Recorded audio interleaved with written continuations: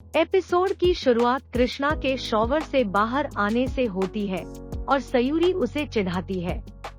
वह उसकी शर्ट के बटन से उसकी मदद करती है और कृष्ण को अजीब लगेगा।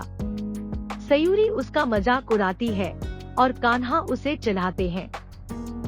नकुल ने उन दोनों को नीचे बुलाया क्योंकि सयूरी के परिवार के सभी लोग बाहर उनका इंतजार कर रहे थे। कान्हा ने सिंदूर ठीक करने के बाद उसे जाने के लिए कहा। वह खुद सिंदूर लगाते हैं और उसे नीचे भेजते हैं। कुसुम नकुल और सयूरी को दादी के हलवे के लिए लड़ते हुए देखती है। दादी उन दोनों को खाना खिला रही है, जबकि नकुल सयूरी के बारे में शिकायत करता है। रश्मि कान्हा के हाथ पर सिंदूर देखती है और इंद्राणी कहती है कि पति से रोज सिंदूर लगवाना अच्छा है। वे अतीत को याद करते हैं और सयूरी और कान्हा कहते हैं कि समय उन्हें अतीत की कड़वाहट को भूल जाएगा। दादी का कहना है कि उसके हाथ दर्द कर रहे हैं और सयूरी को बाकी का हलवा कान्हा को खिलाने के लिए कहते हैं। नकुल कुछ कहने की कोशिश करता है, लेकिन रश्मि उसे यह कहते हुए रोक देती है कि कोई कारण हो सकता है और उसे चुप रहने के लिए कहती है। सयूरी खाना खाने ही वाली होती है कि सरोज सयूरी पर एक कागज फेंकती है, जिससे हलवा नीचे गिर जाता है। सरोज ने सयूरी पर परिवार से शादी करने के लिए बेताब होने का आरोप लगाया। सरोज का कहना है कि परिवार में शादी करने के लिए सयूरी ने कुंडलियों की फेरबदल की।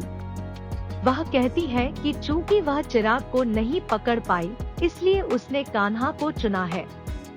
सयूरी कागजात की जांच करती है और अपने आरोपों से इनकार करती है।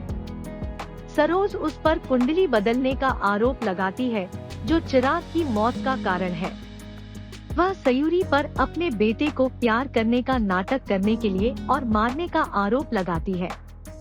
सयूरी अपने कान बंद कर लेती है और सरोज उस पर आरोप लगाना जारी रखती है। सयूरी दावों को ठुकराती रही, लेकिन सरोज नहीं मानती।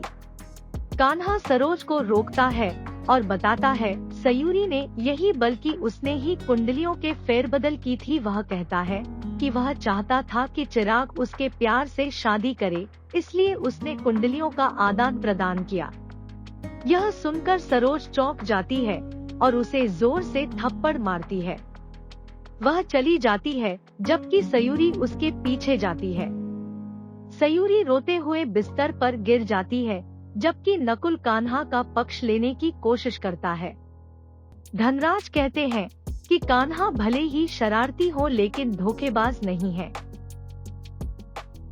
वह कहता है कि उसने चिरू के साथ चर्चा की होगी और इसके साथ आया और पूछा कि क्या वह सही है। सरोज चिरू की तस्वीर को गले लगाकर रोती है, जबकि सयूरी भी चिरू को मारने के लिए भगवान को दोषी ठहराते हुए रोती है। कान्हा धनराज को कहता है कि अब कोई फर्क नहीं पड़ता, जबकि सयूरी और सरोज को लगता है कि कान्हा धोखेबाज है। आने वाले एपिसोड में सयूरी गुस्से में कान्हा का सामना करेगी और फ्रेंडशिप बैंड को काटकर उससे अपनी दोस्ती तोड़ देगी।